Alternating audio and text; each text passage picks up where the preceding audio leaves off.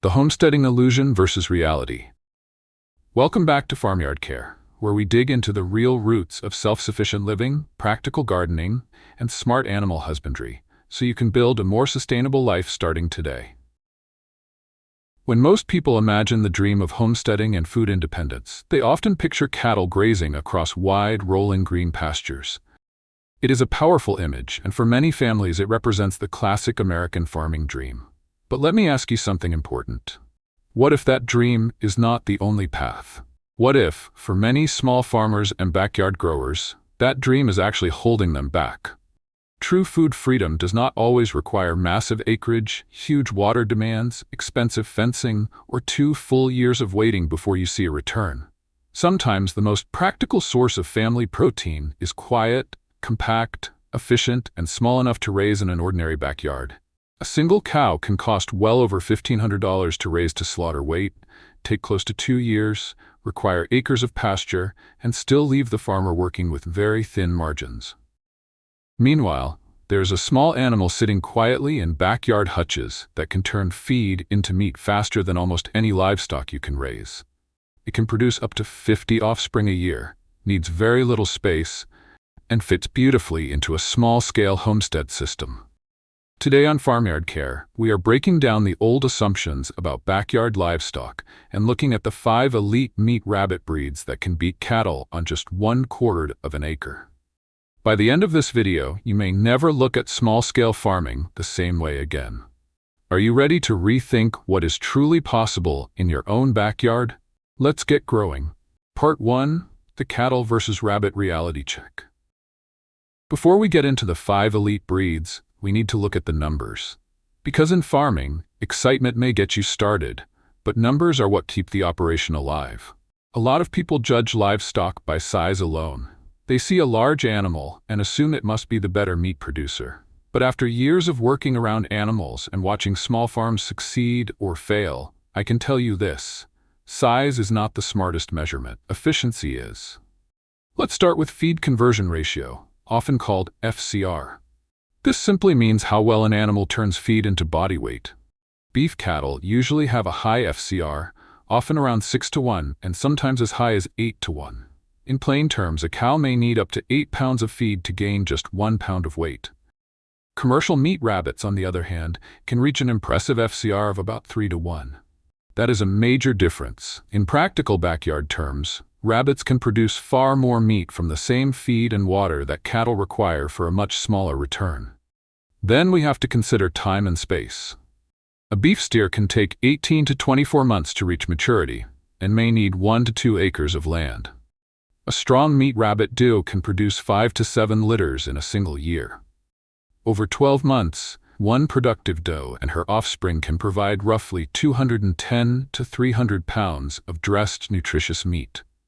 And instead of needing acres of pasture, a simple breeding trio, 1 buck and 2 does, can be managed in a small 1/4 acre setup while still giving your family a steady supply of healthy protein. So the real question is this: are we measuring success by the size of the animal or by the efficiency of the system? Once you understand that difference, rabbits start to look less like a small backyard animal and more like one of the smartest livestock choices available. Now let's look at the 5 elite breeds that make this kind of backyard production possible. Breed number 1, the New Zealand White. Coming in at number 1, and for good reason, is the New Zealand White. If you have spent any time researching meat rabbits, this is probably the breed you have seen again and again. It is one of the most widely used meat rabbit breeds in the world, and it has become the standard that many other meat rabbits are compared against. Even though the name says New Zealand, this breed was actually developed in the United States around 1913. That means it carries more than a century of selective breeding behind it. And that careful breeding shows up where it matters most: growth, production, and reliability. The New Zealand White is valued because of its fast growth curve. A good meat line can reach a market weight of around 8 to 12 pounds in just 8 to 10 weeks. For a small homestead, that kind of turnaround is incredibly powerful. You are not waiting 2 years to fill the freezer. You are working with an animal that can go from birth to harvest size in less than 3 months. The does are also known for being excellent mothers. They commonly produce large litters of 8 to 12 kits, and their strong maternal instincts help improve survival rates. That matters a lot, especially when you are trying to build a consistent meat program at home. On top of that, their clean white coats have extra value because white fur can be dyed into many colors, making the pelts useful for secondary markets.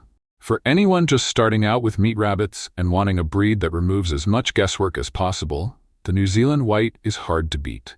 It is dependable, productive, proven, and practical. The kind of workhorse breed every serious backyard meat rabbit setup should consider. Part 3, breed number 2.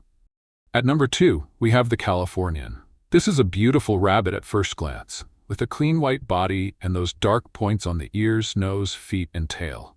But on a working homestead, looks are only a bonus. The real reason the Californian has earned its place here is because it was built for meat production. Developed in the 1920s, the Californian was bred with a clear purpose from the beginning, to perform well as a commercial meat rabbit.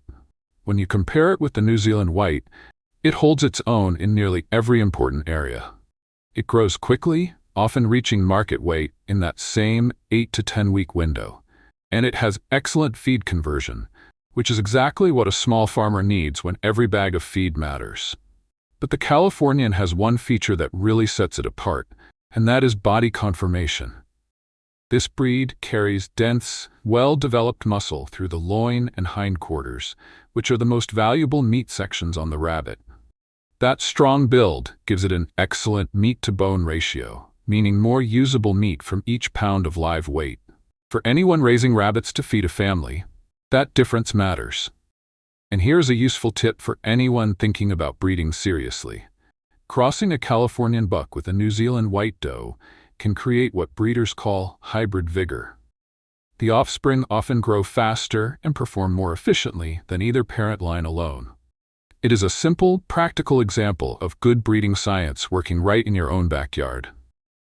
Part 4, breed number 3. Now the third breed is one that too many people overlook. When meat rabbits are discussed, most conversations stop with the New Zealand White and the Californian. But leaving out the Palomino would be a serious mistake, especially for a homesteader who cares about real production instead of just popular names. The Palomino was developed in Washington state and officially recognized in 1952. This breed was created through careful selection with meat yield as the main goal. In commercial performance, the Palomino has often ranked very high in dress-out ratio, and in some cases, it can even compete closely with the New Zealand White. Dress-out ratio simply means how much of the live animal becomes usable meat after processing, and this is where the Palomino proves its value. Its strong, heavily muscled hindquarters make it an impressive meat rabbit at the processing table. This is not a breed that depends on fame or reputation. It earns attention through results. For small farms, that kind of quiet reliability is worth taking seriously. The Palomino also comes in two attractive varieties recognized by the ARBA: golden, with a warm, rich coat, and lynx, with softer silvery tones. The does usually produce litters of 6 to 10 kits, show good maternal instincts, and can reach market weight in the same practical 8 to 10 week range. To me, the Palomino is the quiet elite of the rabbit world. It may not be the first breed everyone talks about, but for the right homestead, it can be a hidden gem that delivers exactly where it counts. Part 5, breed number 4, the Satin. As homesteaders, we are always looking for efficiency. We want every animal, every bed of soil, and every resource on the farm to serve more than one purpose whenever possible. That is what makes breed number 4 so interesting. The Satin Rabbit. This breed offers something truly different from the others on this list because its fur belongs in a class of its own. The story of the Satin began in 1932 when a spontaneous genetic mutation appeared in a litter of Havana rabbits in Indiana. That mutation changed the structure of the hair shaft at a microscopic level, creating a hollow core that reflects light in a very different way from normal rabbit fur. The result is a coat that looks silkier, brighter, and more luminous than standard fur. But the Satin is not simply a rabbit with a pretty coat. It represents a distinct fur type that can carry real value in craft and artisan markets. For a small homestead, that matters, because it means this breed can offer more than one return. While the satin may grow a little slower than the New Zealand white, it still reaches a strong mature weight of around 8 to 11 pounds and provides a competitive dress-out ratio. So think about what that means in practical terms. A homesteader can raise satin rabbits for healthy, high-quality meat while also creating a possible income stream from their beautiful pelts. For anyone trying to build a more diversified and resilient backyard operation, the satin is a powerful dual-purpose choice. It challenges you to think beyond meat alone and ask how much value one small animal can truly bring to your homestead. Part 6. Breed number 5, Champagne Argent. Finally, we come to breed number 5, and this one carries a history unlike any other rabbit on the list. The Champagne Argent is one of the most historically important meat rabbit breeds in the world, with a background that reaches back more than 400 years. Records of this breed go back to the 1600s, when it was raised in the Champagne region of France, the same region known around the world for sparkling wine. This is not a modern breed created only for today's commercial systems. This is a rabbit that has passed through centuries of farming history, surviving old European agriculture, wars, changing food systems, and the rise of industrial farming. Yet it remains one of the most respected meat rabbits today. One of the most fascinating things about the Champagne d'Argent is its transformation. The kits are born completely black. Then, over the first several months of life, their coat slowly changes into a shimmering silver-white color with a slate blue undercoat. It is one of the most beautiful changes you will ever see in a livestock breed. But this rabbit is not just admired for its appearance or its heritage. It is also a serious meat producer. Champagne d'Argent rabbits commonly reach 9 to 12 pounds, offer excellent dress-out ratios, and produce meat known for being fine-grained, tender, and full of flavor. When you raise this breed, you are not only putting food on the table, you are also helping preserve centuries of agricultural heritage. In a very real way, you become a caretaker of history. Part 7. Beyond the Meat, the Garden Gold Secret. Now we have talked about meat, efficiency, growth rates, and the history behind these breeds. But if you also grow vegetables, fruit, or herbs, this next part may be the reason rabbits become one of the most valuable animals on your homestead. The greatest secret of raising meat rabbits is not only the meat. It is also what they leave behind. I am talking about rabbit manure. In the homesteading world, many people call it garden gold, and for good reason. Unlike chicken, cow, or horse manure, which usually needs to be composted for months before it is safe for plants, rabbit manure is considered a cold manure. That means you can collect it from under the hutch and apply it directly to your garden beds without worrying about burning your plants. Rabbit manure has an NPK value of about 2.4 to 1.4, then a 0.6, which means it contains an impressive amount of nitrogen and phosphorus compared with many other barnyard manures.